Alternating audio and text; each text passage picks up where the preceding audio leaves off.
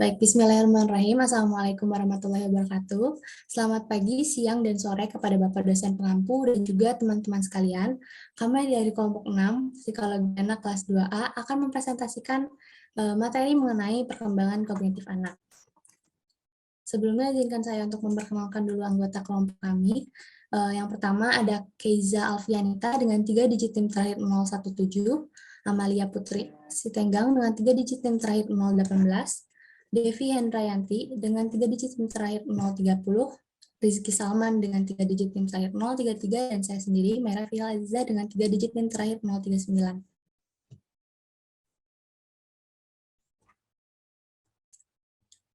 Materi pertama akan membahas dulu tentang pengertian dari perkembangan dan juga kognitif. Silakan. Pengertian perkembangan. Menurut KBBI, berkembang menjadi bertambah sempurna tentang pribadi, pikiran, pengetahuan, dan sebagainya. Perkembangan juga perihal berkembang. Menurut Kamus Psikologi, perubahan yang berkesinambungan dan progresif dalam organisme dari lahir sampai mati. Lalu perubahan dalam bentuk dan dalam integrasi dari bagian-bagian jasmania ke dalam bagian-bagian fungsional. Kedewasaan atau kemunculan pola-pola asasi dari tingkah laku yang tidak dipelajari. Kalau menurut Santrok, perkembangan itu pola gerakan atau perubahan yang dimulai dari pembuahan dan terus berlanjut sepanjang siklus kehidupan. Pola gerakan adalah kompleks karena gerakan merupakan produk dari beberapa proses, yaitu biologis, kognitif, dan sosial.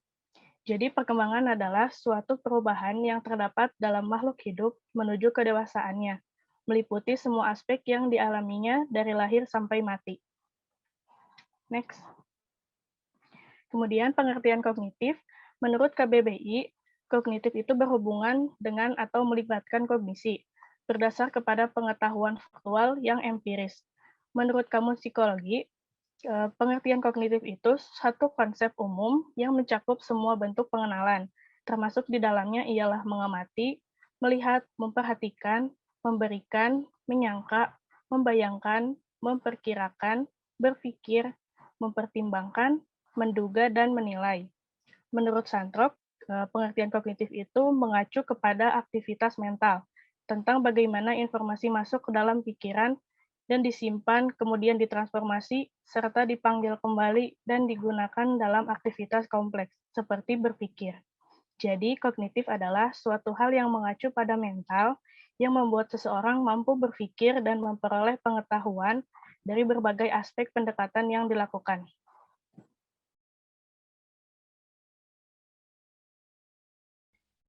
Yang kedua ada teori. Untuk teori sendiri ada dua. Yang pertama ada dari Vygotsky, dan yang kedua ada dari Jean Piaget. Untuk dari teori yang menurut Vygotsky itu, yang pertama, teori perkembangan kognitif menurut Vygotsky itu adalah teori di mana anak ketika belajar mendapat pengaruh besar dari orang tua dan orang-orang di sekitarnya. Dalam teori ini, anak-anak dideskripsikan sebagai makhluk sosial daripada dalam teori Piaget. Anak-anak menyusun pemikiran dan pemahamannya terutama melalui interaksi sosial. Perkembangan kognitif anak-anak tergantung pada perangkat yang disediakan oleh lingkungan dan pikiran mereka dibentuk oleh konteks kultural di mana mereka tinggal. Lalu ada juga tentang zona perkembangan proksimal. Ini keyakinan Vygotsky mengenai pentingnya pengaruh-pengaruh sosial, khususnya interaksi dalam perkembangan kognitif anak-anak tercermin di dalam konsepnya, yaitu zona perkembangan proksimal. Kalau misalkan dalam bahasa Inggris, ini tuh disebutnya Zone of Proximal Development, atau disingkat sebagai ZPD. Adalah istilah Vygotsky untuk rentang tugas-tugas yang terlalu sulit bagi anak-anak untuk dikuasai sendiri, namun dapat dipelajari melalui bimbingan dan bantuan dari orang dewasa atau anak-anak yang sudah lebih terampil. Selanjutnya ada teori menurut Jean Piaget, akan dijelaskan oleh teman saya. Selanjutnya ada teori menurut Jean Piaget. Piaget mengungkapkan teori mengenai perkembangan kognitif pada anak. Di dalam teorinya ini, Piaget berpendapat bahwa kecerdasan seorang anak akan berkembang seiring anak mengalami pertumbuhan. Anak akan berusaha membangun pemahaman-pemahamannya tentang dunia lewat dua proses, yaitu organisasi dan adaptasi. Contoh dalam bentuk organisasi adalah saat kita mencoba mengaitkan satu informasi dengan informasi yang lain.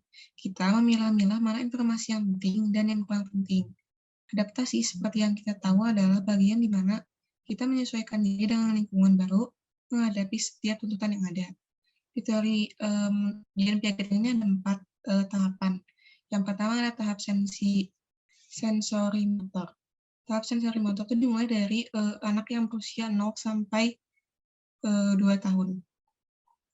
Menurut Piaget, pada tahap itu bayi mulai belajar mengenal dunianya dengan mengkoordinasi pengalaman sensoris, melihat dan mendengar, dan pengalaman motorik, yaitu fisik.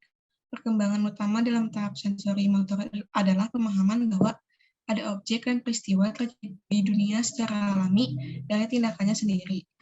Kemudian yang tahap kedua adalah praoperasi. Tahap ini dimulai dari usia umur 2-7 tahun. Anak-anak mulai memahami dunia atau berpikir secara simbolik, yaitu anak-anak melukiskan dunia dengan menggunakan lukisan atau gambar-gambar.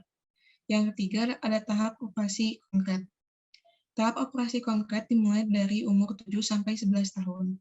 Menurut Piaget, pada tahap ini, anak-anak dapat melakukan kegiatan yang melibatkan objek dan dapat berpikir secara nalar logis. Meskipun anak bisa memecahkan masalah dengan logis, mereka belum berpikir secara abstrak. Yang keempat ada operasi formal, berlangsung dari usia 11 hingga 15 tahun dan masih terus berlangsung hingga dewasa. Pada tahap terakhir kognitif ini, individu sudah memperoleh kemampuan berpikir abstrak, konkret, dan lebih logis. Dalam aspek memecahkan masalah, individu lebih menjadi sistematis. Selanjutnya akan dijelaskan oleh teman saya.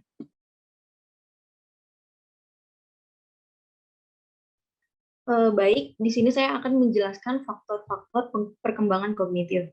Perkembangan kemampuan kognitif anak mengacu pada teori Piaget yang dipengaruhi oleh 6 faktor, yaitu ke-6 faktor tersebut adalah yang pertama adalah faktor hereditaritas atau keturunan.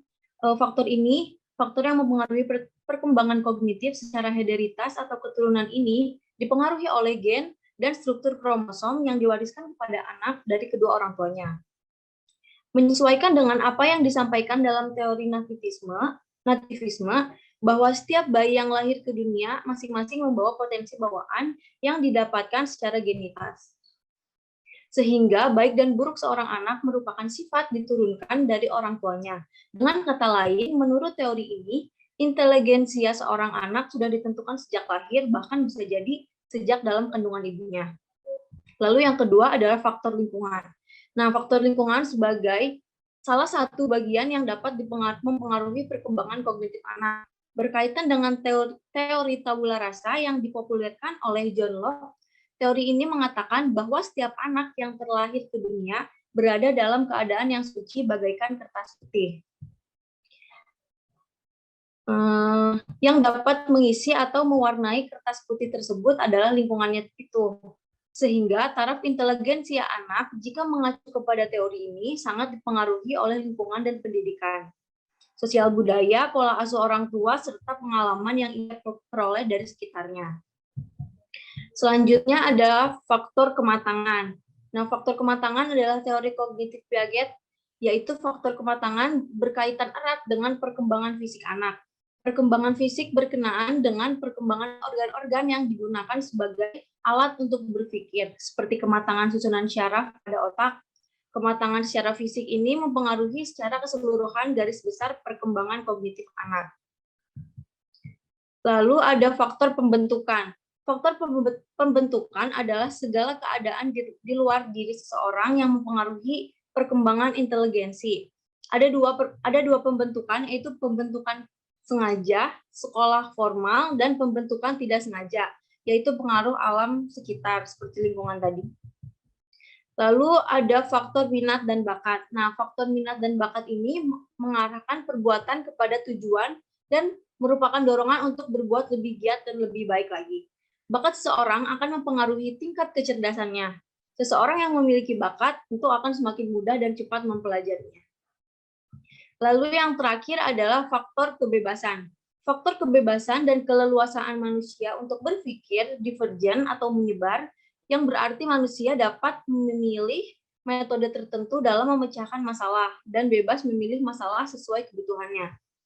Problema yang berkembang perkembangan kognitif dan penanganannya pada anak sekolah dasar, pengetahuan tentang perkembangan manusia sangat penting, diketahui dan dipahami sebagai pedoman dalam memahami kebutuhan dan karakter seseorang. Tak terkecuali anak usia dasar. Anak usia dasar adalah anak yang berada dalam bentang usia 7 hingga 12 tahun ke atas atau dalam sistem pendidikan dapat disebut anak yang berada pada usia sekolah dasar. Memahami perkembangan anak usia dasar menjadi satu keharusan bagi orang tua, guru, dan orang yang lebih dewasa. Terima kasih. Selanjutnya akan dijelaskan oleh rekan saya.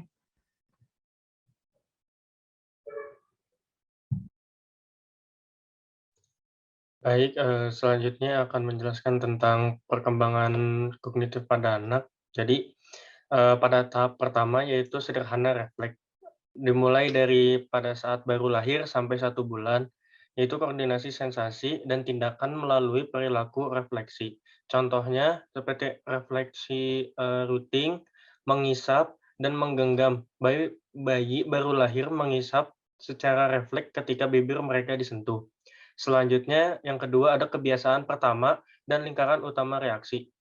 Dimulai dari usia 1 bulan menuju 4 bulan. Koordinasi sensasi dan 2 jenis skema, kebiasaan refleks dan sekuler primer. Reaksi, reproduksi dari suatu peristiwa yang awalnya terjadi saat kebetulan. Fokus utamanya masih pada tubuh bayi.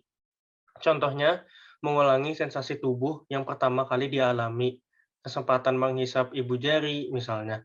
Lalu bayi mungkin mengakomodasi tindakan dengan mengisapnya ibu jari berbeda dari cara mereka mengisap puting.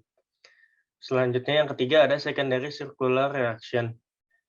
Mulai dari 4 bulan menuju 8 bulan. Bayi menjadi lebih berorientasi pada objek bergerak di luar keasikan diri, mengulangi tindakan yang membawa hasil menarik atau menyenangkan. Seorang bayi membujuk untuk membuat seseorang tetap dekat sebagai orang mulai pergi, bayi itu berbisik kembali. Boleh dilanjut. Lalu selanjutnya ada yang keempat, ada koordinasi lingkaran sekunder reaksi. Dimulai dari 8 bulan hingga 12 bulan. Koordinasi penglihatan dan sentuhan mata, koordinasi skema dan kesenjangan. Contohnya seperti bayi memanipulasi tongkat untuk membawa mainan yang menarik dalam jangkauannya. Lalu selanjutnya yang kelima ada lingkaran tersier, reaksi, kebaruan, dan rasa ingin tahu. Dimulai dari usia 12 bulan menuju 18 bulan. Bayi menjadi sangat tertarik dengan banyak sifat, objek, dan dengan banyak hal yang dapat mereka buat terjadi pada objek. Mereka yang bereksperimen dengan yang baru perilaku. Contohnya, seperti sebuah balok dapat dibuat jatuh, berputar, menabrak, dan lainnya. Objek dan meluncur di tanah. Yang terakhir, yang keenam, ada internalisasi skema. Dimulai dari usia 18 bulan menuju 24 bulan. Bayi mengembangkan kemampuan untuk menggunakan simbol primitif dan membentuk presentasi mental yang bertahan lama. Contohnya, seorang bayi yang tidak pernah mengamuk, sebelum melihat teman bermain, membuat ulah. Bayi menyimpan ingatan tentang peristiwa itu, lalu melemparkannya sendiri keesokan harinya. Baik, sekian. Sekian dari kami, mohon maaf bila ada kesalahan. Wassalamualaikum warahmatullahi wabarakatuh.